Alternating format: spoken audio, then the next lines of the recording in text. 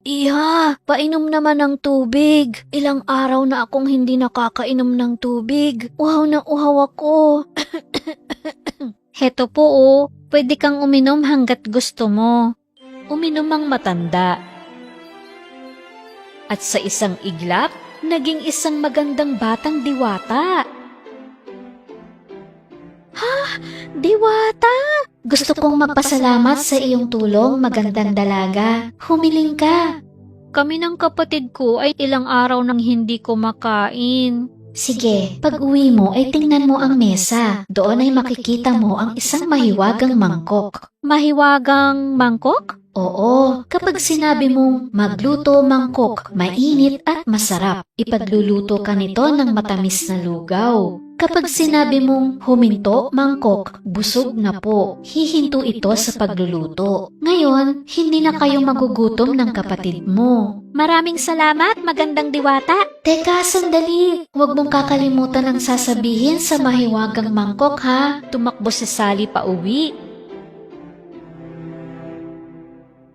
At tulad nga ng sinabi ng diwata, may isang mangkok sa mesa. Ate, saan galing ang gintong mangkok na to? Hindi lang ito kinto, Hari. Ito ay isang mahiwagang mangkok. Okay, may magic bowl ka nga. Wala naman laman. Manahimik ka at manood. Magluto mangkok, mainit at masarap. Tapos ay biglang uminit ang mangkok at nagsimulang magluto ng matamis na lugaw. Pero, paano ito nangyayari? May magic nga ang mangkok. E di, hindi na tayo magugutom? Hindi lang isa o dalawang beses kumain sina Harry at Sally, kundi 10 beses. At nang sa wakas ay busog na sila, sinabi ni Sally ang mga salita na pipigil sa mangkok na magluto pa. Ha, sa wakas ay nabusog din. Ang sarap ng lugaw, no? Kaya kong kainin itong matamis na lugaw araw-araw. Simula noon, ang pagkain nila ay matamis na lugaw at hindi sila nagsasawa.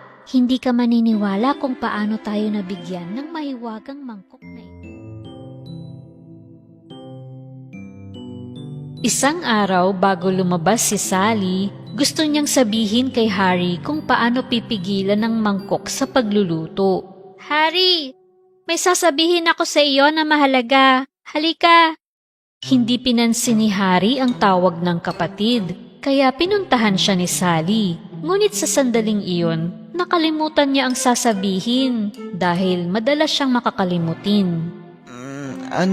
Bakit, Ate Sally? Bakit ka nakatayo lang dyan? Natutulog pa ako, hindi mo ba nakikita? May sasabihin sana akong napakahalaga, pero Nakalimutan mo? Ay, tatak Sally, ang kapatid kong may memorya ng isda.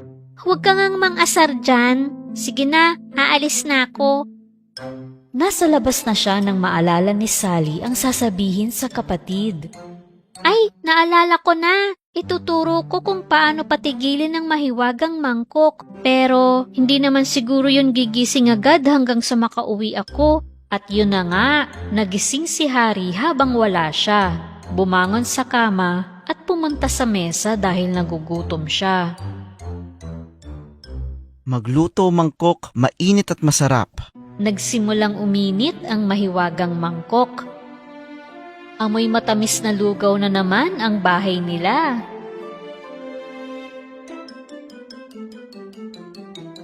Matapos kumain, nais na niyang pigilan ang mahiwagang mangkok sa pagluluto. Ang dami kong nakain. Sa tingin ko sapat na yun sa almusal. Hinto mangkok, wag na magluto. Ngunit hindi tumigil ang mahiwagang mangkok dahil hindi tama ang sinabi niya. Sabi ko, tigil, mangkok, lugaw, hokus-pokus, hinto.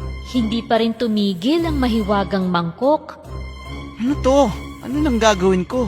Ayaw tumigil ng mangkok. Tama na, ayoko na. Kahit anong sabihin ni Harry, patuloy ang mangkok sa pagluluto ng matamis na lugaw.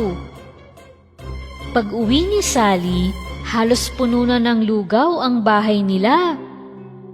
Hindi pa siguro nagigising ang kapatid ko, kaya ipagluluto ko siya ng masarap na lugaw. Ah, ano na ito? Hindi mabuksan ni Sally ang pinto ng bahay, kaya tumingin siya sa bintana. At ano ang nakita niya? Puno ng malagkit na lugaw ang buong bahay dahil hindi napigilan ni Harry ang pagluluto ng mangkok.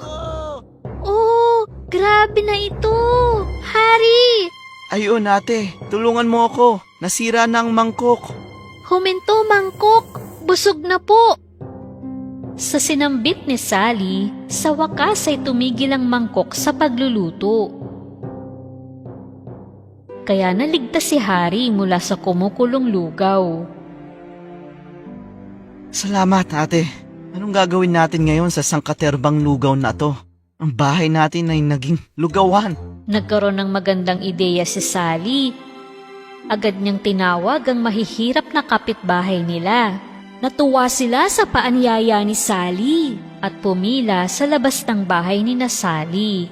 Habang sinasandok ni Harry ang lugaw, inaabot naman ito ni Sally sa kanilang mahihirap na kapitbahay. Maraming salamat sa inyo. Naibsan ang gutom namin. Ang sarap! Tuwang-tuwa sina Harry at Sally na nakatulong sila sa mahihirap na katulad nila.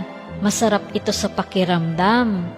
Maya-maya, isang matanda at mukhang mahirap na lalaki ang lumapit sa kanila. Totoo nga. Ang mahiwagang mangkok.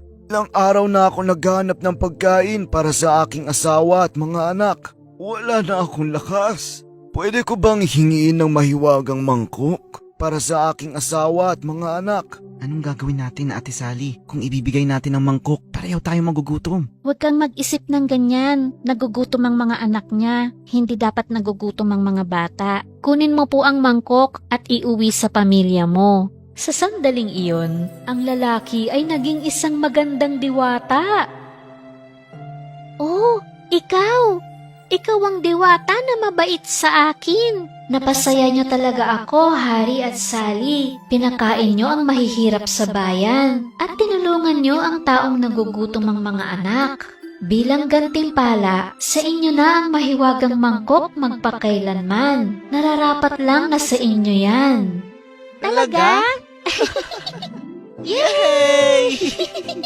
Araw-araw mula noon, patuloy na namimigay ng lugaw sina Harry at Sally sa mga mahihirap sa bayan. Ang kanilang mapagbigay na puso ay naging kasing tamis ng lugaw na kanilang binabahagi, habang nakakakita sila ng masasayang bata at matatanda na puno ang sikmura, namuhay silang masaya at matiwasay.